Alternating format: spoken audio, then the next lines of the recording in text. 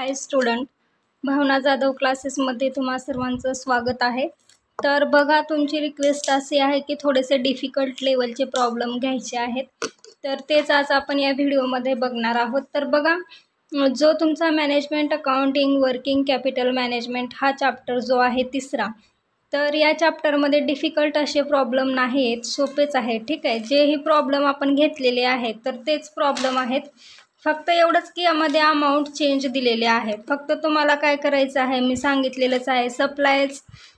Supply म्हणलं की कोण क्रेडिटार्स, कस्टमर म्हणलं की कोण डेटार्स, तर हेच तुम्हाला लक्षात ठेवायचं आहे यामध्ये।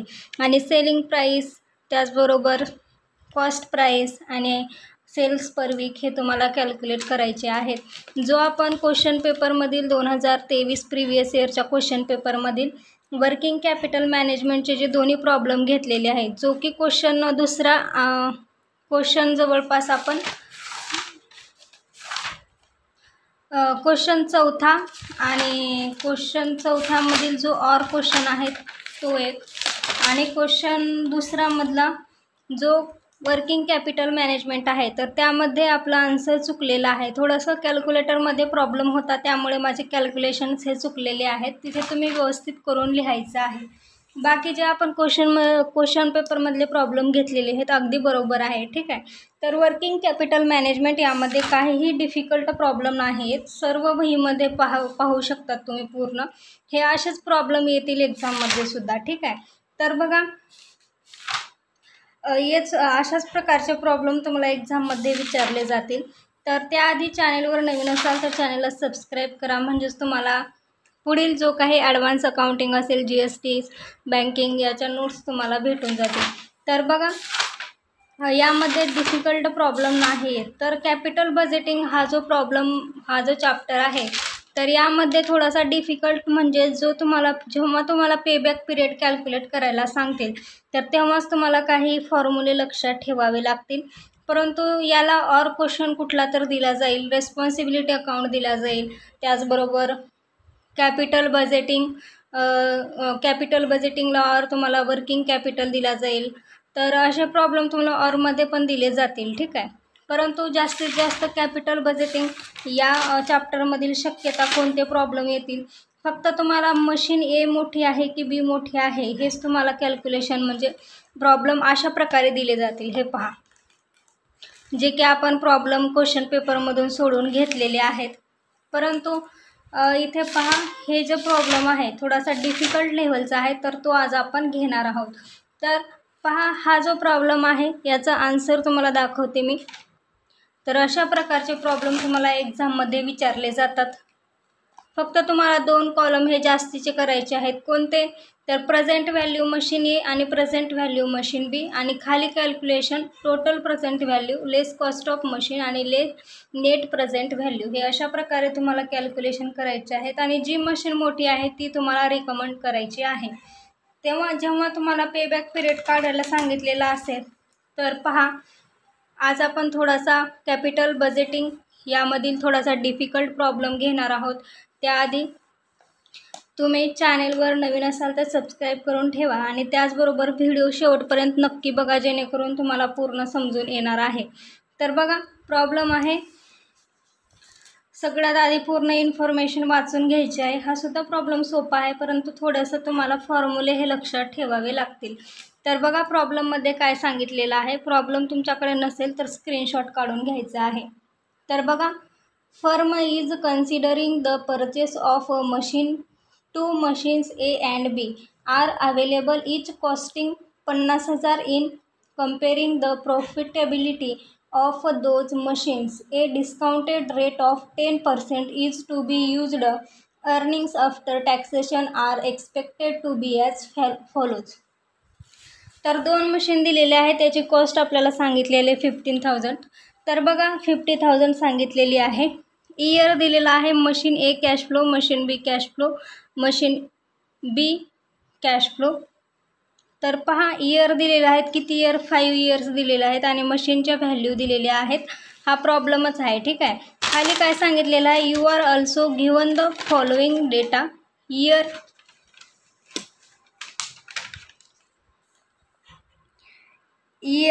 PV म्हणजे present value factor at 10% discounted. तर 10% डिस्काउंटच्या तुम्हाला प्रेझेंट व्हॅल्यू दिलेले आहेत आणि evaluate the project using the payback period. काय काय कॅल्क्युलेट करायला सांगितलेलं आहे बघा. Payback period, the following accounting rate of return, the net present value and the profitability index. तर हे 4 तुम्हाला कॅल्क्युलेट करायला सांगितलेलं आहे. तर सगळ्यात आधी आपण काय कॅल्क्युलेट करणार आहोत. तर सगळ्यात आधी आपल्याला याचे रेट काढून घ्यावे लागतील. The accounting rate of return. ठीक आहे. तर कशा प्रकारे आपण काढत असतो, म्हणजे कोणती मशीन कन्सिडर करायची.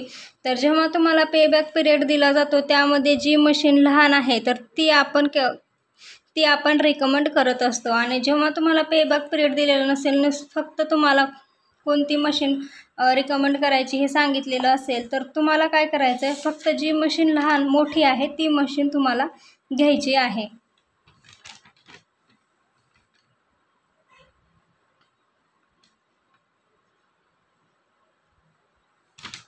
तर सगळ्यात आधी आपण नेट प्रेझेंट व्हॅल्यू ही कॅल्क्युलेट करून घेणार आहोत. ठीक आहे. तर बघा, नेट प्रेझेंट व्हॅल्यू कॅल्क्युलेट करायची कशी, तर तुम्हाला माहितीच आहे. तर याचा फॉर्मॅट काय आहे. In the books of firm statement of discounted cash flow. तर सगळ्यात पहिला कॉलम इयरचा प्रेझेंट व्हॅल्यू ॲट 10%, जे की यांनी हे दिलेले कॉलम आहेत. ॲज इट इज हे कॉलम तुम्हाला करायचे आहेत. नेट प्रेझेंट व्हॅल्यू कॅल्क्युलेट करण्यासाठी फक्त 2 कॉलम तुम्हाला एक्स्ट्रा हे करायचे असतात. तर बघा, व्यवस्थित समजून घ्या प्रॉब्लेम. इयरच्या कॉलममध्ये जेवढे तुम्हाला प्रॉब्लेममध्ये इयर दिलेले आहेत ते इयर लिहायचे आहेत.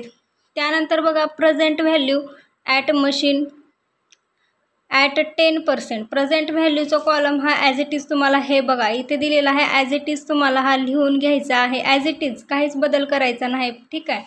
तर याच्या अमाऊंट लिहून घेतल्या. त्यानंतर काय सांगितलं आहे, कॅश इनफ्लो मशीन ए. तर कॅश इनफ्लो मशीन ए हा कॉलम ॲज इट इज तुम्हाला लिहून घ्यायचा आहे.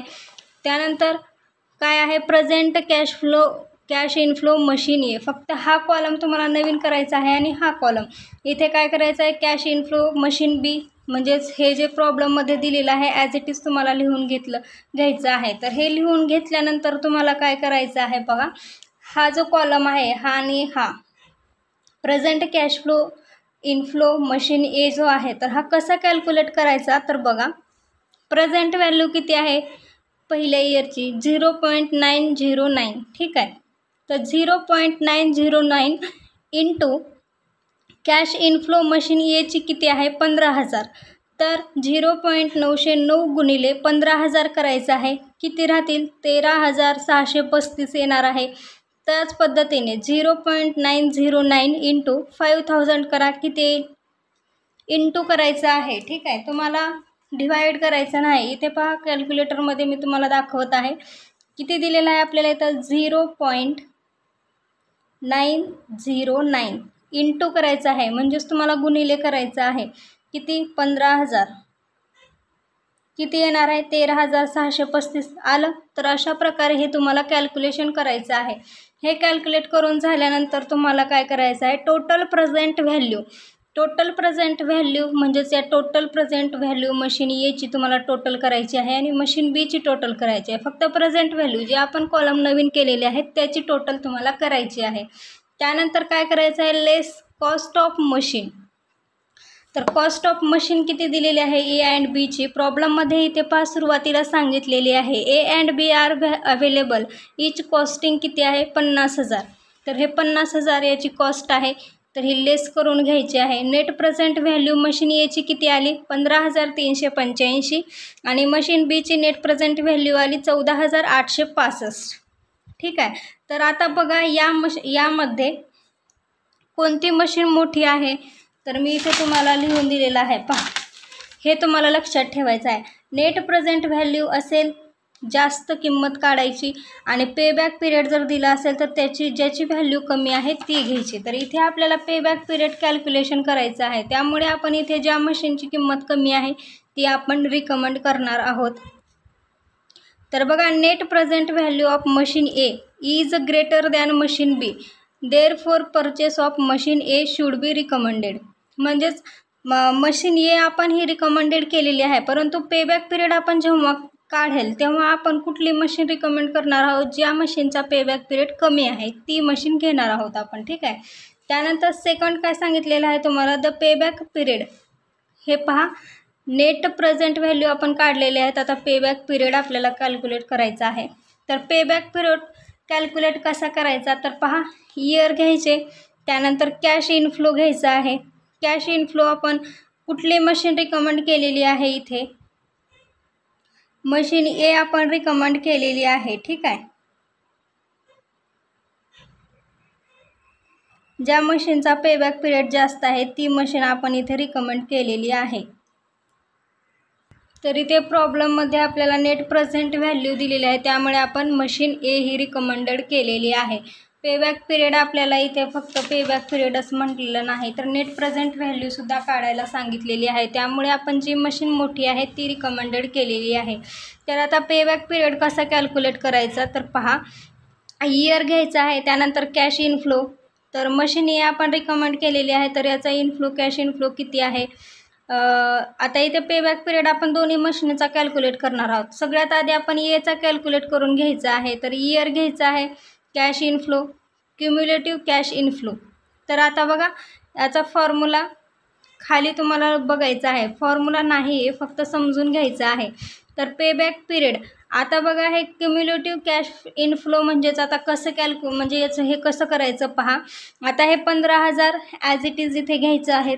त्यानंतर हे 15,000 20,000मध्ये प्लस करा 35,000, हे 25,000मध्ये प्लस करा किती येईल 60,000, हे 60,000 प्लस 15,000 करा 75,000, यामध्ये 10,000 प्लस करा 85,000. तर अशा प्रकारे तुम्हाला क्युम्युलेटिव्ह कॅश इनफ्लो तुम्हाला करायचा आहे. त्यानंतर पेबॅक पिरियड कसं करायचं आहे पहा. आपल्या मशीनची कॉस्ट किती आहे, 50,000 आहे, ठीक आहे. तर 50,000 आपल्याला पहा पहिल्या वर्षामध्ये किती भेटले, 15,000. आपली कॉस्ट किती आहे मशीनची, 50,000 आहे. तर 15,000मध्ये आपली मशीन पूर्ण झाली का, नाही. तर 15,000मध्ये नाही. आणखीन आपल्याला किती, दुसऱ्या वर्षामध्ये 20,000. तर टोटल किती झाले, 35,000 झाले, ठीक आहे. 35,000 झाले. तर तिसऱ्या वर्षातले 35,000पर्यंत आपली मशीन आहे का, तर नाही, 50,000पर्यंत आहे.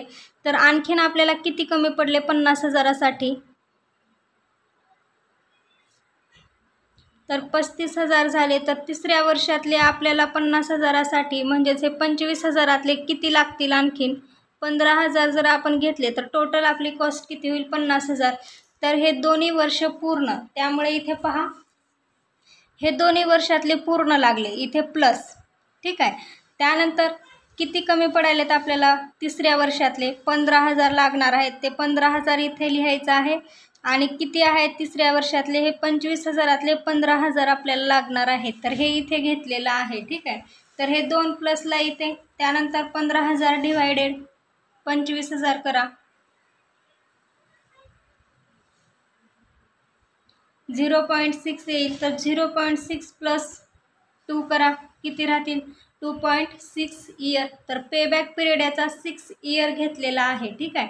तर आपण रिकमेंड करत असताना इथे पहा, जी पेबॅक पिरियड मशीनचा ज्याचा लहान आहे तर ते आपण घेणार आहोत. पेबॅक पिरियडमध्ये आपण ते करत असतो. मी आत्ता सांगितलेलं होतं, जिथे तुम्हाला पेबॅक पिरियड दिला जाईल तिथे रिकमेंड कोणती मशीन करायची आहे, तर जी मशीन लहान आहे ती.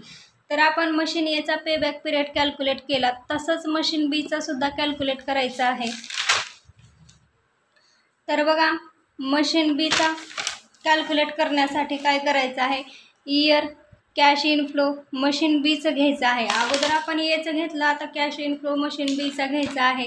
क्युम्युलेटिव्ह कॅश फ्लो यामध्ये सुद्धा हे पहिल्या वर्षीचं पहिल्यांदा असंच, यामध्ये हे ॲड करा 20,000, 20,000त 20,000 ॲड करा 40,000, 40,000त 30,000 ॲड करा 70,000, 70,000मध्ये 20,000 ॲड करा 90,000.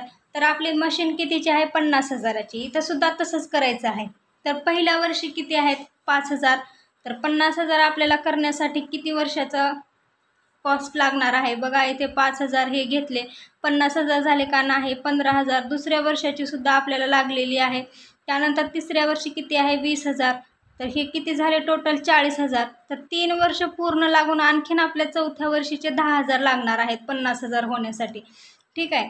तर म्हणून आपल्याला इथे काय करायचं आहे, पेबॅक पिरियड बी 3 वर्ष कंप्लीट लागलेले आहेत आणि चौथ्या वर्षातले 30,000 फक्त 10,000 लागणार आहेत, ठीक आहे. त्यामुळे इथे 10,000 आणि हे 30,000, तर हे 3 + 10,000 डिवायडेड 30,000 किती येईल 0.33.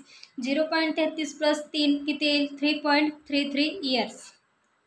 तर आता बघा पेबॅक पिरियडमध्ये मी अगोदरच तुम्हाला सांगितलेलं आहे, जी मशीन लहान आहे ती आपण रिकमेंड करत असतो, ठीक आहे. तर आता मशीन एचा आपण किती आलेला आहे 2.6 इयर. आता 2.6 इयर लहान की 3.33 इयर्स लहान सांगा बरं. तर 2.6 हे लहान असणार आहे, म्हणजे मशीन ए आपण रिकमेंड करणार आहोत. तर बघा the purchase of machine A should be recommended because it has a shorter payback period than machine B. Machine बीपेक्षा या मशीनचं पेबॅक पिरियड लहान आहे, त्यामुळे आपण ती मशीन घेणार आहोत. तर बघा मी तुम्हाला सांगितलेलं होतं पेबॅक पिरियड जेव्हा तुम्हाला दिला जाईल तेव्हा मशीन जी लहान आहे ती तुम्हाला कन्सिडर करायची आहे. आता बघा इथे 2.6 आहे, ठीक आहे, मशीन एचं. आणि जर मशीन बीचं आपलं 2.5 आलेलं असतं तर आपण मशीन बी रिकमेंडेड केलेली असते. कारण बघा पॉईंट जरी वाढलेला असला तरी आपण तीच मशीन लहान धरणार आहोत आणि त्यालाच आपण रिकमेंड करणार आहोत. तर हे तुम्हाला पेबॅक पिरियड समजून आलं असेल. त्याचबरोबर स्टेटमेंट लिहायचं आहे the purchase of machine A should be recommended because it has a shorter payback period than machine B. Machine बीपेक्षा ए या मशीनचा पेबॅक पिरियड लहान आहे, त्यामुळे आपण ती मशीन कन्सिडर करणार आहोत. त्यानंतर थर्ड काय सांगितलेलं आहे आपल्याला the accounting rate of return. तर बघा आपल्याला ए आणि बी या मशीनचा ॲव्हरेज रिटर्न काढायचा आहे. तर आता आपण ॲव्हरेज कसं काढतो, सरासरी कसं काढतो, तर जेवढे आपल्याला अमाऊंट दिलेले आहेत तेवढ्या अमाऊंट डिवायडेड किती आहेत तेवढ्याला आपण डिवाईड करून काढत असतो. तर बघा ॲव्हरेज रिटर्न मशीन एच्या जेवढ्या काही अमाऊंट आहेत 1 2 3 4 5 हे नंबर्स ऑफ किती आहेत 5. तर या सगळ्यांची टोटल करायची आहे आणि डिवायडेड 5. आपण सरासरी कसं काढतो, किती संख्या आहेत त्या संख्या मोजतो आणि त्याला डिवाईड करतो, ठीक आहे. त्याच पद्धतीने ॲव्हरेज रिटर्न कसं कॅल्क्युलेट करायचं, तर जेवढ्या तुमच्या मशीन एच्या अमाऊंट आहेत तेवढ्या घ्यायचा 5 वर्षाच्या ॲड करायच्या डिवायडेड 5.